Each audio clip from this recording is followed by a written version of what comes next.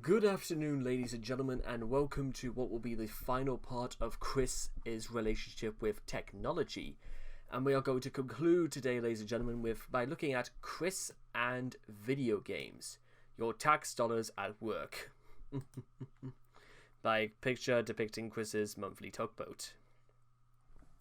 Get ready, ladies and gentlemen, because this one, I think, will be the most bamboozling of them all. So, let's see.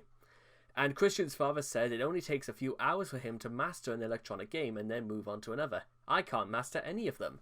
A TV anchor woman on a younger Chris winning the Sonic the Hedgehog watch and win sweepstakes. And we also start with Chris tried to have sex with a video game console once. It did not work out all that well at all, because Chris apparently lasted 40 seconds before he had to sit down. In case a cursory glance at this wiki did not tell you this, Chris likes video games. Very much, in fact. Maybe a little too much in some cases. Chris definitely has spent more time on video games than any other activity or pursuit, including his quest for a woman who will emerge from the internet and give him her china.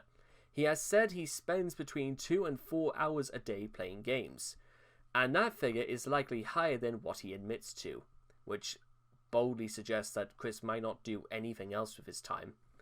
Without delving too deeply into armchair psychiatry, it is not hard to see why video games hold so much appeal to Chris. His brain is wired to operate according to absolute values and rigid defining processes. This is one of the reasons he has so much difficulty in the real world. The rules keep changing on him. If he figures out the rules in the first place, in the artificial world of video games, the challenges are the kind that his inflexible mind is able to comprehend and surmount. There, the rules never change, and all that he has to do is follow them.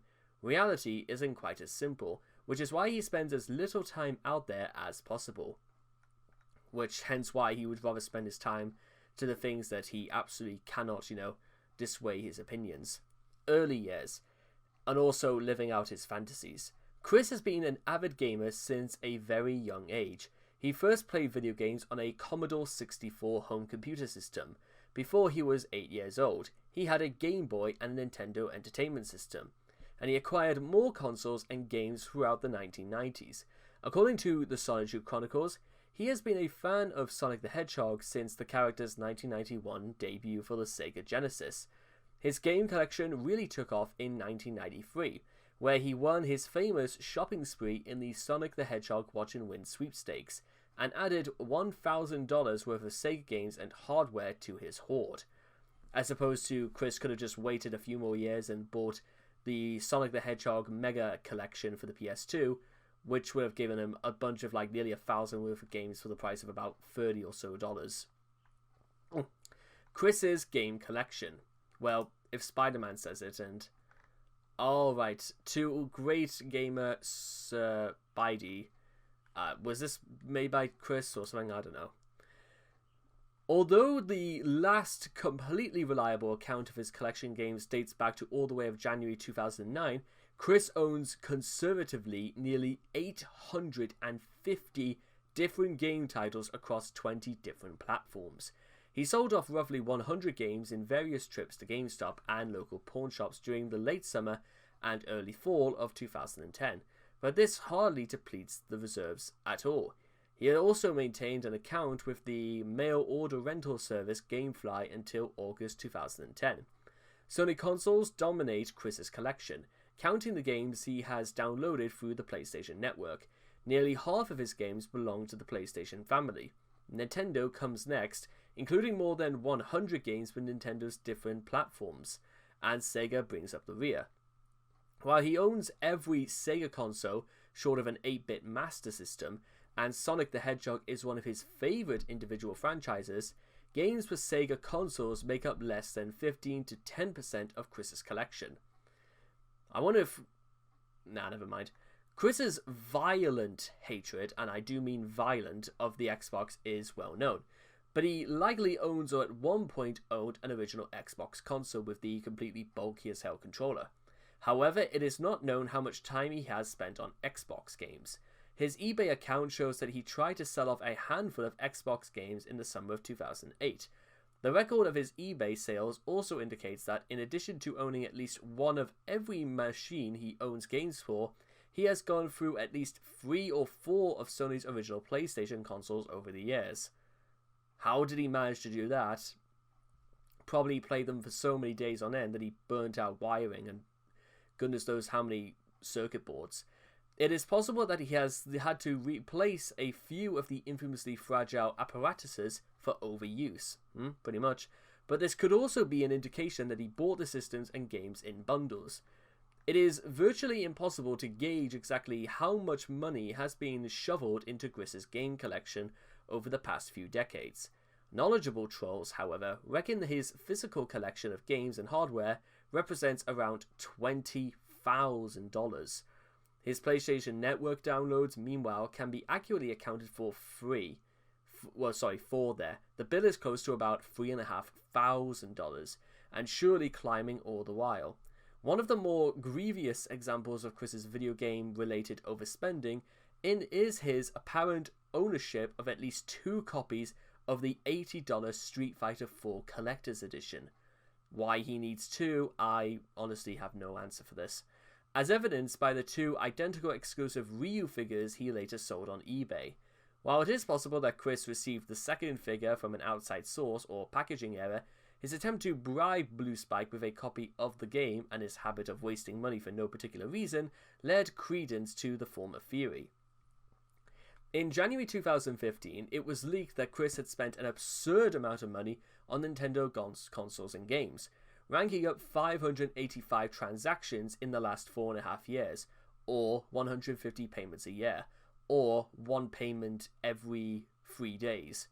This list includes useless shovelware, virtual console games, and both versions of games he does not even like. Of these, 276 purchases are known to be handheld games. 8 are known to be video game consoles, buying 4DS and 4DSi consoles. Why? Again, I absolutely have no idea. And 75 which are known to be console games. The grand total cost of all Chris's listed purchases are $7,460.43. Keep in mind that 39% of the purchases Chris has on his account, such as Skylanders figures, Amiibos, and his Wii U Virtual Console purchases, are not yet specified, meaning that their cost is not included in this already insanely high figure. Apparently his main attention and fanboyism has shifted from PlayStation back to Nintendo for unknown reasons. This leak also revealed that Chris plays almost every game demo available on the eShop, Nintendo's online downloadable video game store, even if he has no interest in said game, just for the sake of owning it. This leak also confirmed he has bought every single Sonic game and primary Pokemon RPG, proving that he is still a major fanboy of both franchises, and also confirmed that he still makes many purchases multiple times over for no apparent reason, such as Wario's Woods. You know what's quite interesting about all of this, ladies and gentlemen, is that ever since I got my PlayStation 4 back in 2016, I think I've spent about as much as maybe, I'd say about £120 worth of video games, meaning that I own roughly about I'd say somewhere near like 8 or 10 games, physical copies. I own about 5 virtual ones. But even then, the last time I think I actually bought a new game must have been about nearly 3.5 years ago, because, university and, the real world came into view, and it's not so much that I didn't like video games anymore, it's just I grew out of them. That doesn't mean to say I don't like them. That's just how it is, pretty much. Game preferences. Going on what evidence is available, such as what he has talked about on his websites and YouTube, what his PlayStation Network profile shows the most effort put into, and what he decides to construct elaborate fan works around.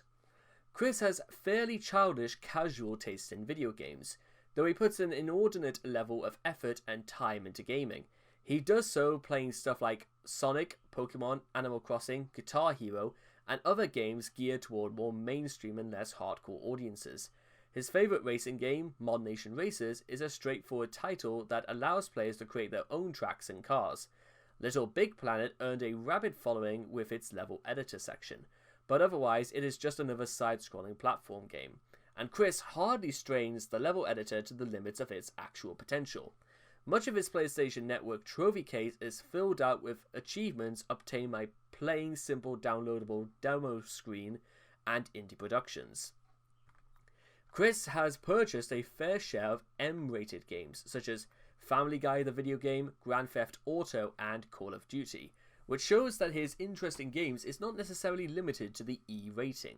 These games, however, tend to be fairly shallow in terms of gameplay. Brutal Legend isn't remarkably deep as far as gameplay is concerned. While the game is an M-rated title with swearing, decapitations, heavy metal music, and tricky real-time strategy elements for the most part, the atmosphere is still jolly and humorous enough, and the majority of gameplay consists of exploring the world and having straightforward beat-em-up fights. Some have questioned whether or not Chris's interest in Brutal Legend was because of an affinity for the director Tim Schafer's other quirky offbeat games such as Psychonauts and Grim Fandango. While Chris might be drawn to the perceived random access humor of those games, it's a video game about heavy metal music and artwork, led by Jack Black. It is more likely that they were too intelligent for him, and thus hold no appeal to his childish mindset. Chris's interest in Brutal Legend was most likely due to Jack Black voicing the main character, and possibly his failed attempts to be seen as a connoisseur of music. Which... Actually, you know what? I'm going to do a little quick thing here. I just want to do something really quick about Brutal Legend.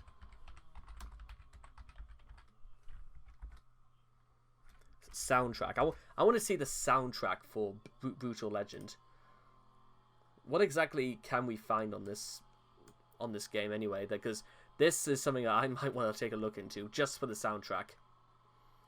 The Chosen Roadie, 11 O'Clock is Our Direction, Raptors Field, Lamprey Attack, Spirit of Bladehenge, Ruins, Time to Break the Chains, Big Kiss, Blades of Serenity, Spider's Lair, Thunderhorn, Betrayed, Sea of Black Tears, A Creature Shall Rise, Pile of Skulls, Greater Than Now, The Pleasure Tower, The End, Girlfriend, Cabbage Boy. Unblocking. Okay, here's what we're sort of looking for. Song listing, 107 songs. Serpentine Crave, Rotting Christ, that's a good one. Diamond Head, Angel Witch, Motorhead, very good. Sanctuary, Judas Priest, Manson, Osborne, Leader Ford, Scorpions, Death Stairs, Girl Score is a big one as well. Budgie, Tranquility, Black Sabbath, Mastodon, King Diamond, Manowar is in this as well. That's what a great score if they could get Manowar into this. Ozzy Osbourne, More Manowar, Motley Crue, Broker's Helm, Accept. That's another very big one to get accepted. Fast as a Shark. I didn't even think about even looking at the songs themselves. Testament. I'd get this game for having Testament alone in this. Morph, Kiss, God of Thunder, really good. Sabotage, Hail of the Mount, awesome. Cradle of Filth, Megadeth, Scorpions, Wrath of Killerstein, Motorhead, Whitesnake, Motley Crue, Rat, Judas, Motley. Look at all this. They even have Machine Gun Eddie, and that's not even a very good song. But Pog, I mean, I like Nitro in the sense that they're trying as hard as they can, even though it might. I've had problems with like Nitro in the past, but top marks anyway. Tenacious D, Metal Church, Slayer, Anthrax, Dokken, Mr. Scary is a very good one. Riot, Sabbath, Carcass, Mastodon, Firehouse, Priest, Dimmu Borgir, Prodigies of the Great Apocalypse. That is a really, really good choice. Iced Earth, Ostrogoth, Crimson Riot, UFO is a really pog one as well. Def Leppard. How many? There's so much. Oh god, like, wow. I don't even think there was even there wasn't a Metallica title I saw in there either. That's kind of interesting as well.